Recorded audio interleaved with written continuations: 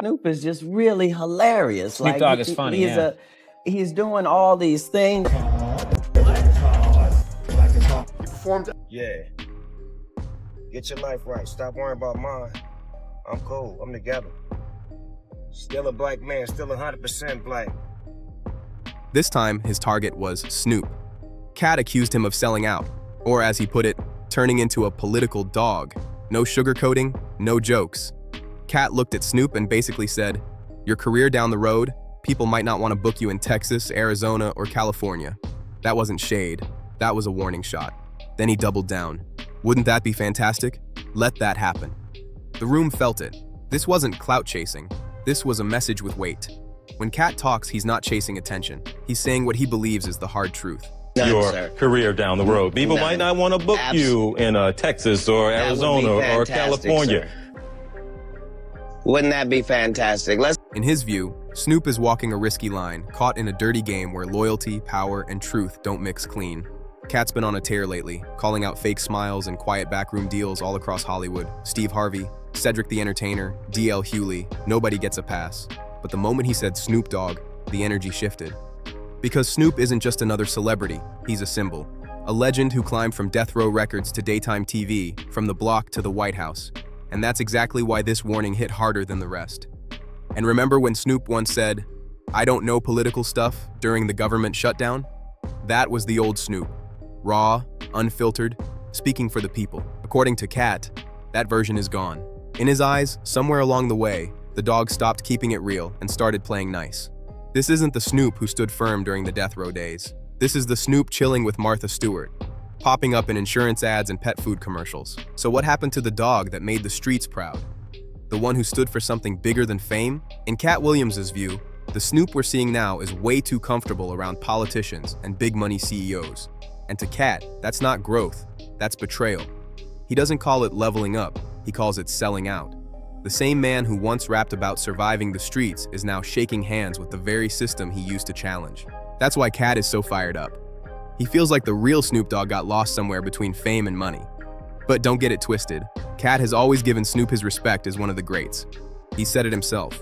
Snoop opened doors for a whole generation, turned street culture into mainstream power, and made success look effortless.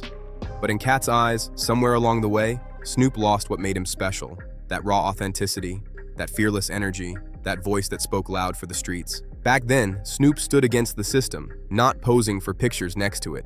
And in a world where real voices get silenced or quietly bought out, Katt wasn't about to let that slide. He said it how he saw it, loud, bold, and unapologetic. When Katt talks, people listen, because he says what others only whisper behind closed doors. So where did all this smoke really start? Let's rewind to the early 2000s. Snoop Dogg was untouchable.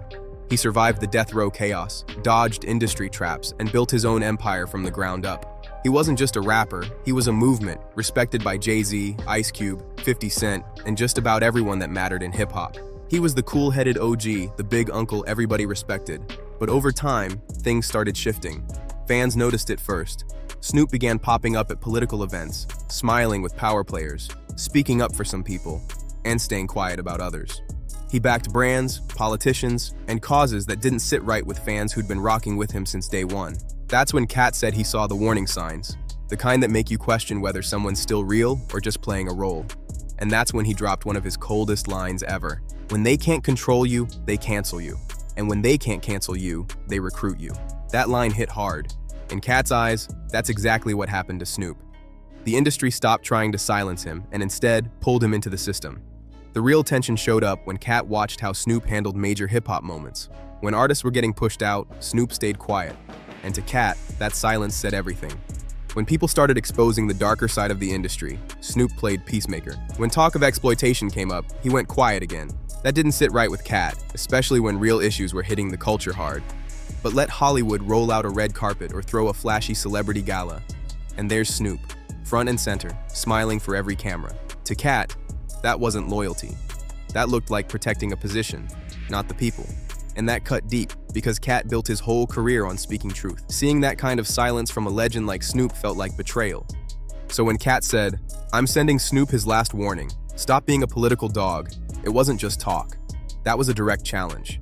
He was drawing a hard line in the sand, saying, pick a side. In Katt's world, there are only two kinds of dogs, no middle ground. There's the street dog, loyal, hungry, fearless, raw, driven by truth. Which one of you jigaboo gonna be the first one to do it? I'm waiting. I'm gonna roast the out one of you Uncle Tom is for doing it. Which one of you gonna do it? No begging for approval, no fake rules. And then there's the political dog, trained, polished, obedient, always performing to protect the spotlight. Katt says Snoop used to be that first kind.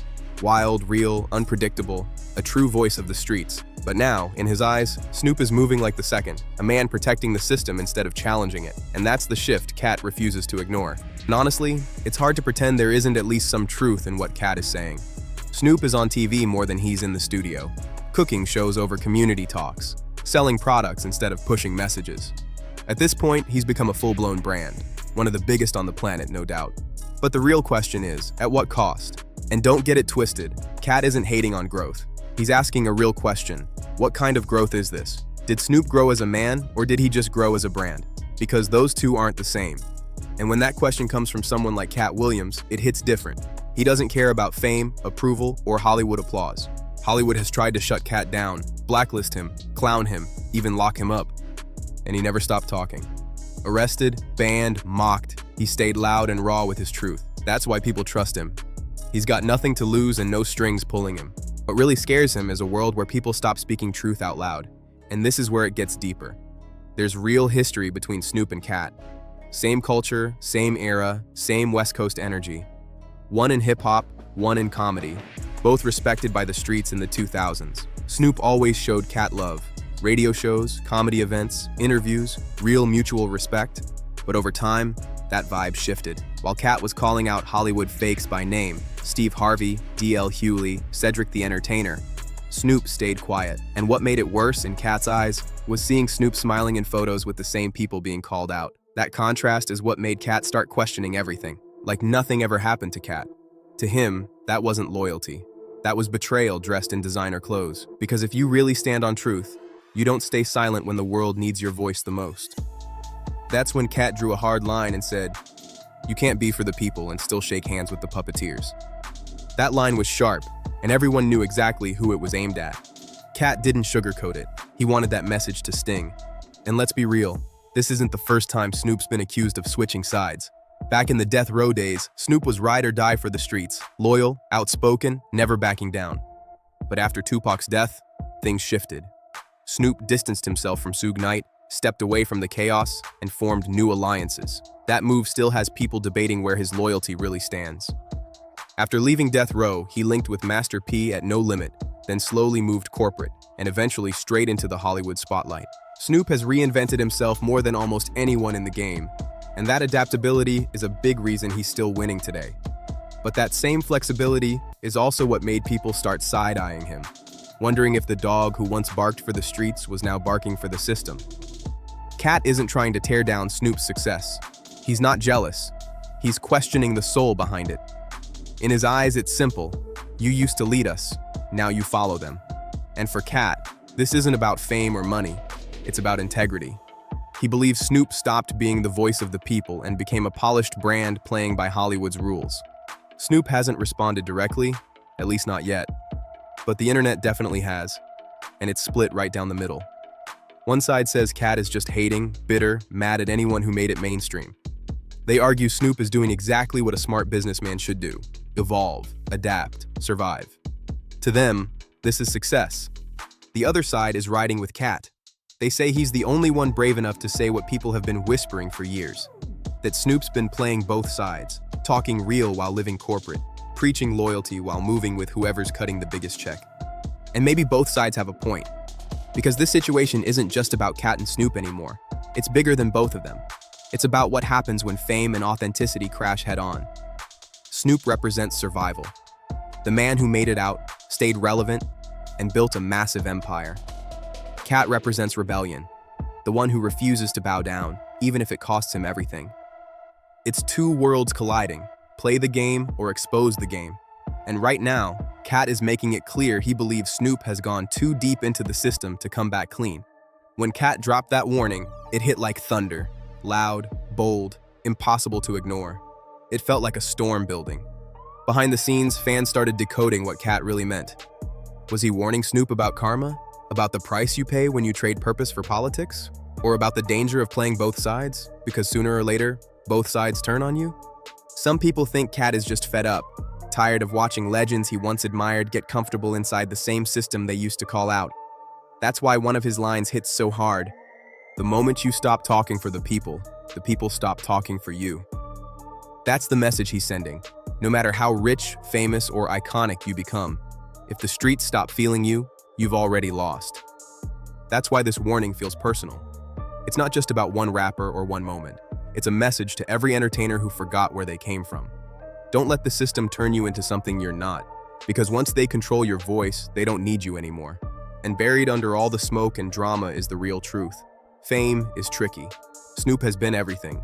Gangsta, icon, businessman, peacemaker, actor, mogul. And he earned every bit of that success. Nobody can erase what he's done for hip-hop. But with every new move, the same question keeps getting louder. Has Snoop gotten too comfortable, too polished, too political? Because this is the same Snoop Dogg who once stood tall against the system. Now he's sitting across from it, shaking hands, cracking jokes. And that's the part Katt just can't respect, no matter how far this goes. One thing is clear, nobody can erase Snoop's impact on the culture. He helped build West Coast hip-hop brick by brick, rhyme by rhyme. But Katt's warning feels like a crossroads, a reminder that fame can make you shine, or slowly dim your truth if you let it. Snoop's legacy runs deep. He's mentored artists, created jobs, and given back in real ways. He's one of the few rappers who aged with control and grace. No public meltdowns, no non-stop scandals. But in an industry built on chaos, being calm can start to look suspicious. And then there's Katt Williams, pure chaos in human form. Loud, raw, unapologetically real. When Katt looks at Snoop's calm energy, he doesn't see peace, he sees compliance. That's why this situation feels far from over. When Katt says last warning, he's not bluffing. If Snoop even hints at responding, Katt is coming harder, ready to shake the industry again. This isn't just a celebrity moment, it's a clash between truth and tolerance, rebellion and rules. Two legends, different paths, same spotlight. Katt represents the people, raw, fearless, unfiltered. Snoop represents the dream, the man who made it out and built an empire. Both started real, both changed the game. But in Katt's eyes, only one still refuses to play it. This isn't about money, fame, or awards. It's about who still stands on their truth when the lights fade. No matter how many hits Snoop drops or deals he signs, the question stays the same. Are you still that dog from Long Beach, or just another player inside the system? So what happens next? Maybe nothing, maybe everything. Because in this industry, silence speaks louder than words. And if Snoop stays quiet, that doesn't always mean peace. Sometimes it means the power is still pulling strings behind the curtain. This is Mick Trip, where we dig into what really goes down behind the glitz and glam. Drop a comment and let it be known. Is Katt right, or is he just fighting battles nobody else will? One thing's for sure, when Katt Williams says, last warning, he means it. Catch you in the next one.